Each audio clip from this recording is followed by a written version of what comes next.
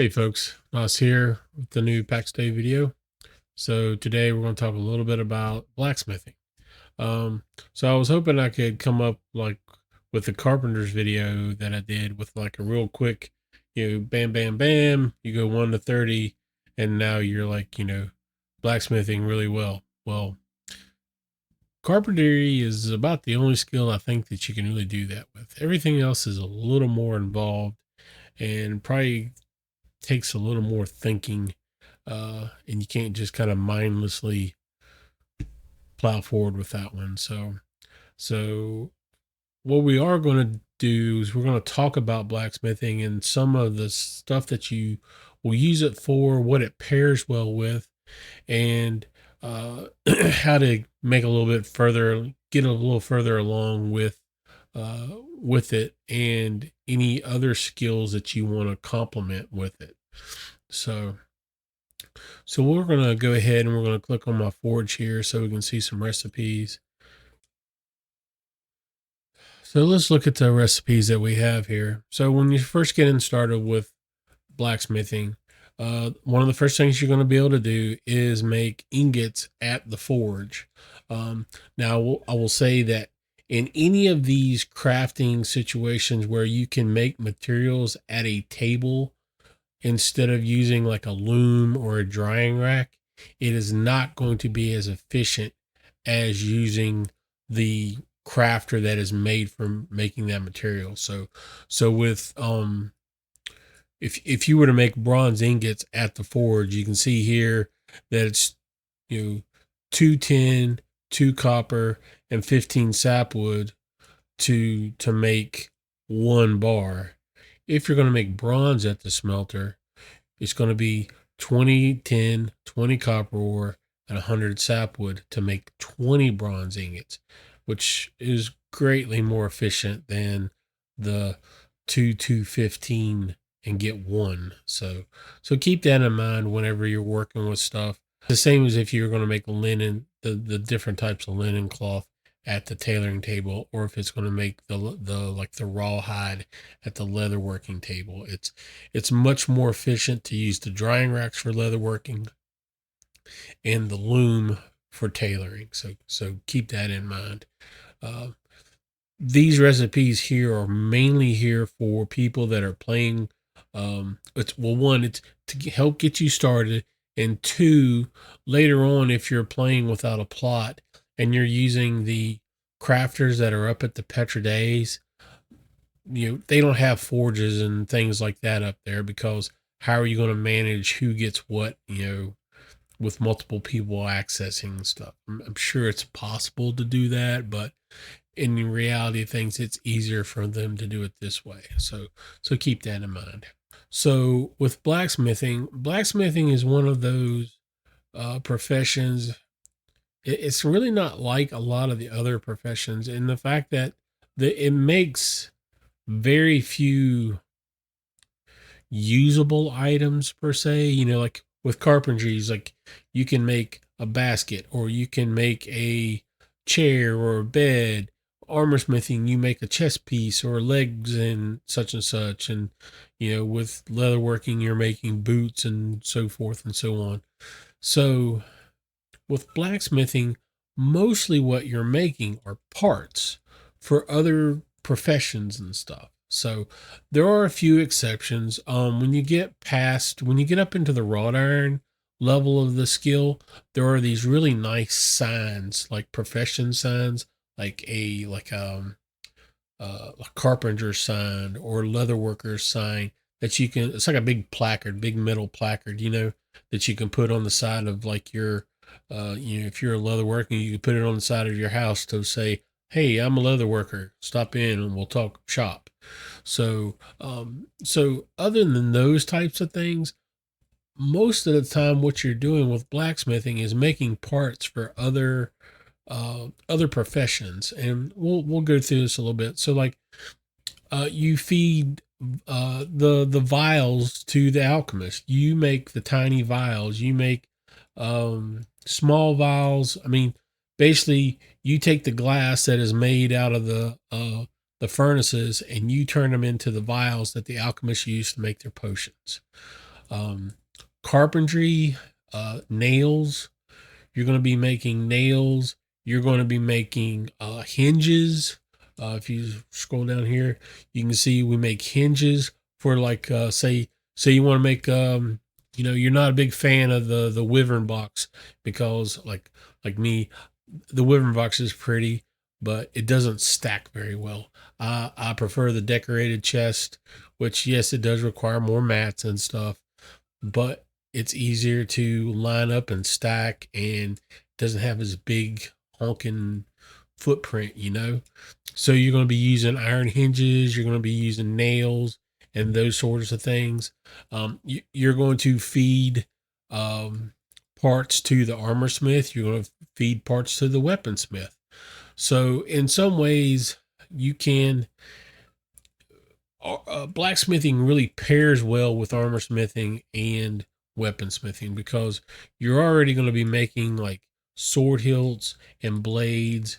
You're going to be making metal sheets that will be pounded into like breastplates and armor pieces.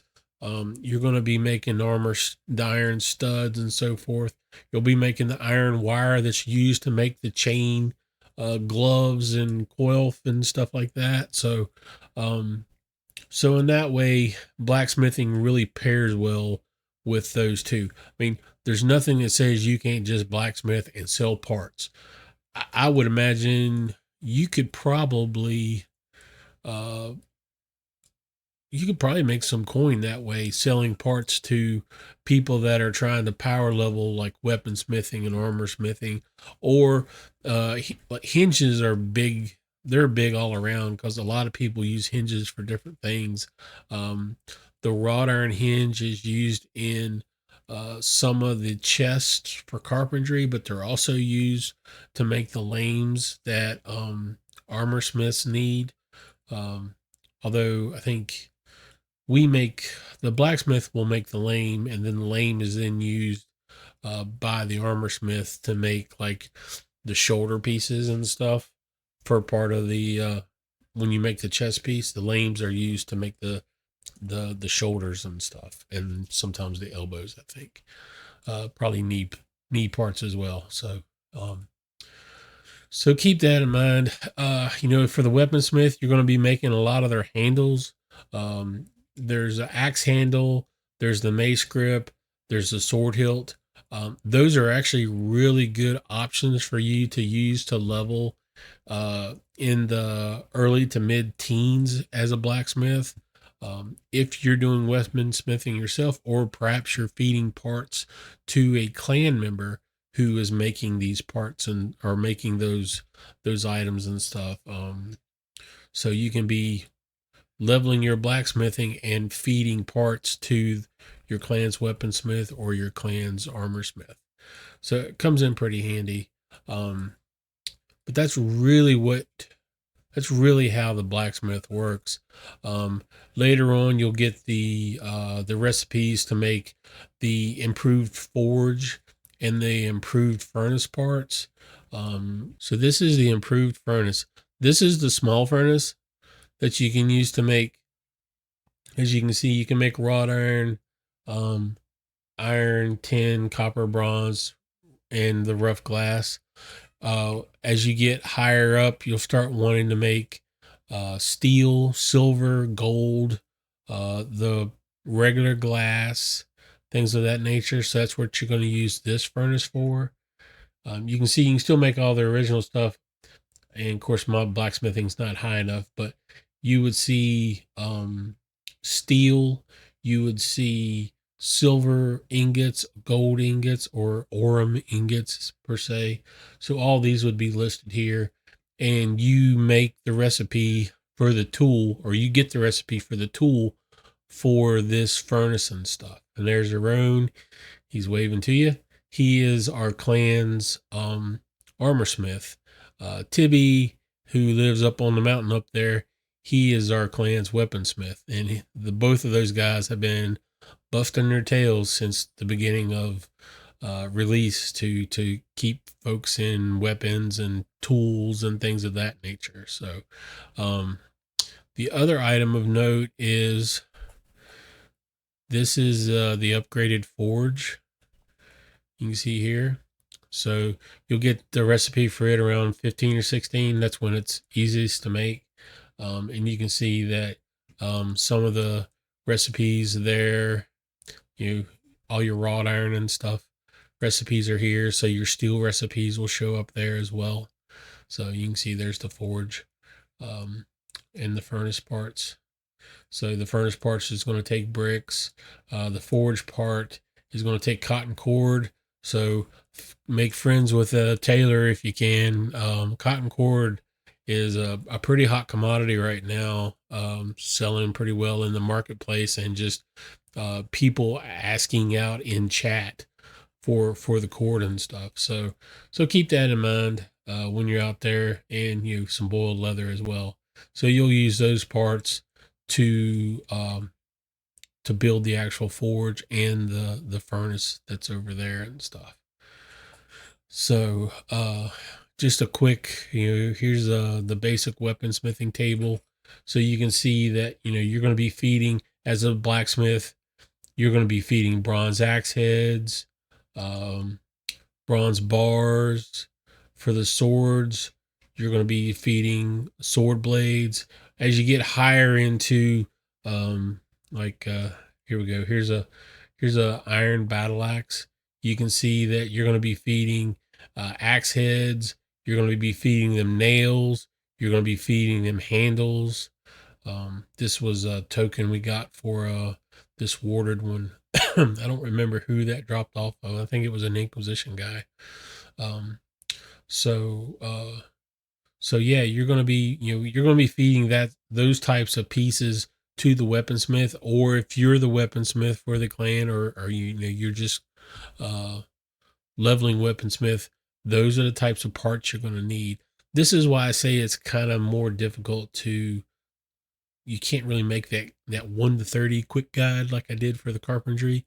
And blacksmithing is going to take you a lot longer to work on. So if we look at the armor smithing table, and my armor smithing's pretty crap right now. The main thing you're going to be feeding uh armor smiths early on are going to be sheets, either bronze or iron sheets. Once you have the availability to make iron studs and wire, you'll be feeding those as well. But sheets you're gonna make a lot of sheets to feed armor smithing and stuff. So that's my rundown for blacksmithing. I apologize. Like I said, I really wish I could have put together a really concise um, guide on how to get yourself to 1 to 30 in blacksmithing, but I don't think that path truly exists, because everyone's situation is going to be different. You may be working on weaponsmithing and armor smithing yourself. You may be feeding parts to your clan guys. Um, it's going to be a pretty generous slog to go from low level to the higher levels. I got to 15 fairly easy, and it was a pretty good mix of things. I was feeding um, the steel, or the iron sheets, to our armor smith Iran. I was making glass vials for our alchemist nickel. Just odds and ends here and there for different people for different things. I made some sword blades for myself to level up my weaponsmithing for protecting myself while I was out doing hunting and so forth and so on. So keep that in mind. You're gonna be your best friends are going to be a pickaxe, because you're going to be mining a lot of ore unless you've got a clan feeding it to you. The charcoal kiln is going to be one of your big friends. That thing, you really ought to, like, when you go to bed at night, if you're planning on, like, really grinding out those levels when you go to bed at night, you really ought to have your furnaces and uh your charcoal kilns full when you go to bed. That way, when you get up the next morning, or get back in the game, you've got a new stack of materials ready and waiting for you.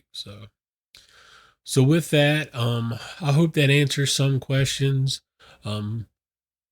If you've got more questions, please hit me up in the comment section or shoot a message somehow in game. I'm Nos in Discord, or yeah, I'm Nos in game. So, feel free to hit me up. I'll try to get back to you as quick as I can. Um, Otherwise, I hope you're enjoying the game. What are we? We're 2 weeks. We're 2 weeks into the game at this point, so there's a lot of stuff going on. Uh, the majority of my time has been building this here behind. So yeah, that's what we've been working on, or me and Victorious have been working on mostly. So, which is why some of my crafting skills are lagging. Uh, so but anyway, I hope you enjoy the video. If you do, like, subscribe. Like I said, ask questions if you got them. I love answering questions for stuff. I love helping folks out when I can. So until the next video, enjoy the game, have fun, be nice.